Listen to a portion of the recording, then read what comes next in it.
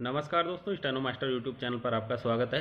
दोस्तों, यह डिक्टेशन 170 शब्द प्रति मिनट की स्पीड से होगा, तो आइए देर ना करते हुए शुरू करेंगे। 5 सेकंड बाद शुरू करते हैं। सभापति महोदय, गत और आगत वर्षों की संधि वेला के आसपास इस वार्षिक बैठक में प्रधानमंत्री और देश के प्रमुख वैज्ञानिकों का यह मिलन एक तरह से प्रतीकात्मक है।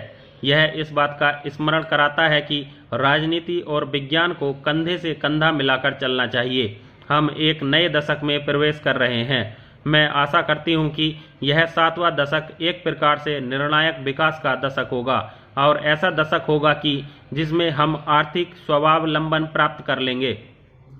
पिछले कुछ महीने काफ़ी उत्तेजनाजनक रहे हैं। इनमें तेजी से और नाटकीय घटनाएं हुई हैं। इसके परिणाम स्वरूप आप देखेंगे कि हर तरफ बढ़ती आकांक्षाओं का वातावरण बना है। लोग चाहते हैं कि काम तत्काल हो और नतीजे जल्दी सामने आए। हमारी अर्थव्यवस्था ऐसी जगह पहुंच गई है जहां से आगे अधिक तेजी से बढ़ा जा सकता है। हाँ, कोई जादुई हल नहीं हो सकता, किंतु इसमें भी संदेह नहीं कि परिवर्तन की प्रक्रिया में तेजी हो सकती है, और यह बहुत आवश्यक भी है। हम काम करने के तौर तरीकों को प्रशासन में वैज्ञानिक विधियों का उपयोग करके बदल सकते हैं। 1958 में पंडित जवाहरलाल नेहरू ने देशवासियों के लिए बेसारे लाभ पहुंचाने हेतु एक प्रस्ताव रखा था, जो ज्ञान विज्ञान के प्राप्त प्रयोग से अर्जित हो सकते हैं। इससे सरकार और हमारे वैज्ञानिकों पर एक विशेष दायित्व आ गया है। हम विज्ञान को सामाजिक परिवर्तन का एक सशक्त साधन मानते हैं। आधुनिकीकरण का अर्थ केवल उन्नत प्रौद्योगिकी की सहायता से अधिक उत्पादन ही नहीं होता, बल्कि इसका अर्थ है व्यक्ति और राष्ट्र के जीवन में परिवर्तन। विज्ञान का वितरण से भी उतना ही संबंध है जितना कि उत्पादन से। इसमें निहित है भौतिक और मानवीय साधनों, यंत्रों व सामाजिक संगठन का अच्छे से अच्छा उपयोग, ताकि जनहित में कामों का अधिक से अधिक लोगों को लाभ पहुँचे। वैसे तो मानव कल्याण के लिए राष्ट्रों की सीमाएं नहीं होनी चाहिए, लेकिन आज संसार की जो रचना है उसमें हमें इन्हीं सीमाओं के भीतर सोचना पड़ता है कि सरकारें अपनी अपनी जनता के लिए क्या कर सकती हैं। फिर भी हमारी शहरी आबादी के एक वर्ग को छोड़कर हमारा समाज प्राय वैसा ही है जैसा प्रौद्योगिक विकास से पहले था। जब तक हम अपने सामाजिक परिवर्तन की गति नहीं बढ़ाते, तब तक हमारे वैज्ञानिक प्रयास समाज के छोरों को ही छू पाएंगे और देश बहुत पीछे रह जाएगा। सभापति महोदय, किसी भी देश में, चाहे वह पूंजीवादी हो या समाजवादी या साम्यवादी, वैज्ञानिक समुदाय की महत्वपूर्ण भूमिका होती है। सार्वभौम स्तर का विकास करना और सामाजिक आर्थिक समस्याओं के प्रति एक युक्ति संगत दृष्टिकोण रखना।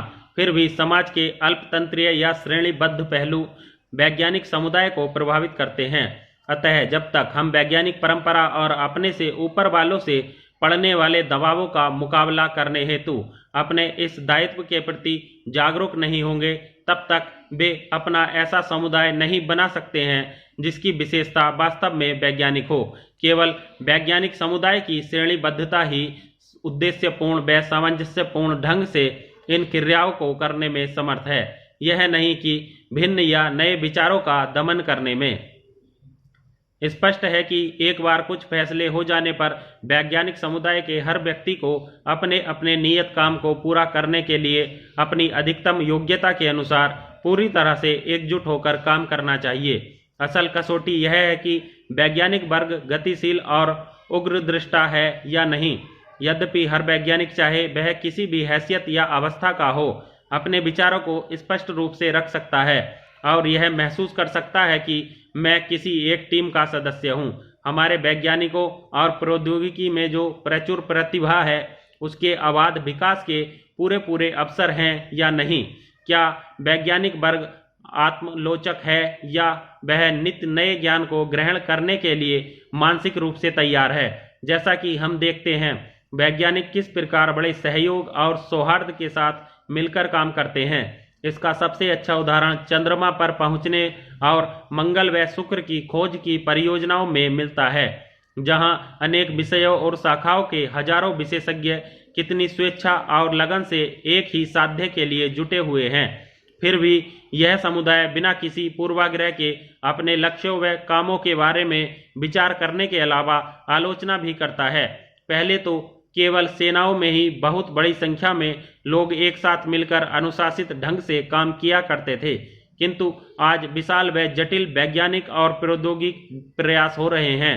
वे सरकारी आदेशों के कारण नहीं, बल्कि अनुशासन की भावना के कारण संभव हो सके हैं। महोदय, आज के युग में बिना शिक्षा के कोई भी व्यक्ति अधूरा है, अतः प्रत्येक व्यक्ति का शिक्षित होना अनिवार्य है।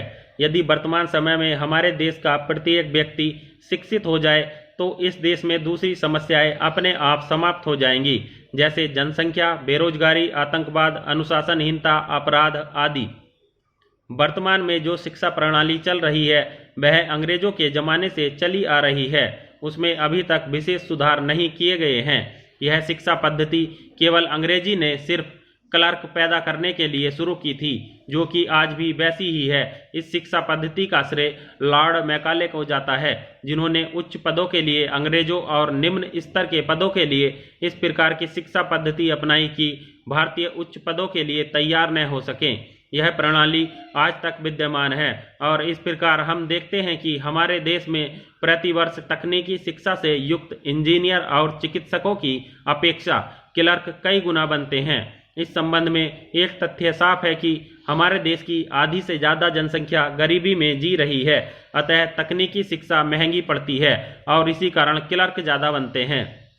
आज की हमारी शिक्षा प्रणाली का मुख्य दोष है कि शिक्षा पद्धति व्यवसाय उन्मुख नहीं है। यदि शिक्षा पद्धति को व्यवसाय उन्मुखी बनाया जाए तो इस देश की काया पलट हो जाए और वह America, Japan, Germany, France, Britain आदि देशों की श्रेणी में गिना जाने लगे। उदाहरणार्थ, यदि आज एक विद्यार्थी को मैट्रिक की परीक्षा उत्तीर्ण करने के पश्चात या स्कूली समय से ही व्यवसाय उन्मुखी किसी कार्य में दक्ष किया जाए तो उसकी शिक्षा स्नातक स्तर की समाप्त होते ही वह उस कार्य विशेष में दक्ष होने के कारण वह अपना स्वयं का रोजगार प्रारंभ कर सकता है। इस संबंध में सरकार ने प्रयास भी किए और कई योजनाएं भी शुरू की गई हैं, जैसे इंदिरा गांधी स्वरोजगार योजना, जवाहर रोजगार योजना। अभी हाल ही में प्रधानमंत्री द्वारा रोजगार योजना शुरू की गई है, जो कि शिक्षित युवाओं को बैंकों के माध्यम से ऋण उपलब्ध कराती है, ताकि किसी भी व्यक्ति को व्यवसाय प्रारंभ करने में पूंजी की समस्या आ रही है तो इसके द्वार दूर की जा सकती है। सरकार ने शिक्षा को व्यवसाय उन्मुखी बनाने में जूनियर टेक्निकल स्कूल और पॉलिटेक्निक कॉलेज शुरू किए हैं। महोदय, हमारी शिक्षा प्रणाली का एक और दोष है। दिन प्रतिदिन बच्चों के बस्तों का बोझ बढ़ता जा रहा है। इससे उनके मस्तिष्क पर उस अनुपात से तो लाभ प्राप्त नहीं हो रहा है, अपितु बचपन से ही शारीरिक रूप से उन्हें कमजोर किया जाता है। इस संबंध में कुछ दिनों पूर्व एक शिक्षाविद ने अपनी सिफारिशें दी हैं कि बच्चों के बस्तों का वजन कम किया जाए और गृह कार्य आदि करने के कार्य से मुक्ति दिलाई जाए। आज के ही दैनिक अखबार में हमारे देश के सर्वोच्च न्यायालय के न्यायाधीश ने भी कहा है कि हमारे देश की शिक्षा प्रणाली दोषपूर्ण होने के कारण कानून के क्षेत्र में भी अपेक्षित स्तर के लोगों का भी अभाव है। विश्व में सभी देश किसी न किसी प्रकार की समस्या से ग्रसित होते हैं और समस्या को हल भी किया जाता है। इसी प्रकार हमारे देश में शिक्षा प्रणाली में दोष हैं। इस संबंध में इसे दूर करने के प्रयास किए भी जा रहे हैं। जैसे आजकल कई स्कूलों में टंकड़, कंप्यूटर आदि की शिक्षा दी जाती है। हमारे देश की शिक्षा प्रणाली में दोष अधिक हैं, परंतु कुछ गुण भी हैं। जैसे भारतीय शिक्षा संस्कार से परिपूर्ण होती है, जो भारत देश के लिए गर्व की बात है, जो देशभक्ति की प्रेरणा देती है। आज हमारे देश की शिक्षा पद्धति के कारण ही विश्व में डॉक्टर और इंजीनियरों का बोलबाला है, जो कि अमेरिका, ब्रिटेन और जर्मनी जैसे देशों में उच्च स्थानों में विराजमान है। यह हमारी शिक्षा प्रणाली की देन है। यदि भाषा का निर्माण न होकर यह एक क्रमिक विकास के रूप में आने वाली भाषा है, यह देवनागरी लिपि में लिखी जाने के कारण देव भाषा मानी जाती है। प्राचीन काल से प्रचलित संस्कृत भाषा से अधिकांश भाषाएं उत्पन्न हुई हैं, परंतु जहां तक हिंदी का प्रश्न है, वह संस्कृत का ही एक सुधरा हुआ रूप है। हमारा देश विभिन्न विदेशी आक्रांताओं द्वारा रोंदा गया, परंतु वह इस देश की सभ्यता व संस्कृति को नहीं मिटा सके। इसका श्रेय यदि किसी चीज को जाता है तो वह है हमारी हिंदी भाषा, जो कि प्रत्येक भारतवासी के मन में अपनी गहरी पैठ बनाए हुए है। क्रमिक विकास के रूप में आज हमारे सामने हिंदी एक परिष्कृत भाषा और राजभाषा के रूप में विद्यमान है। विराम। तो दोस्तों डिक्टेशन का अभ्यास कीजिएगा बार बार। जल्दी ही मिलेंगे अगले डिक्टेशन के साथ, तब तक के लिए जय हिंद जय भारत।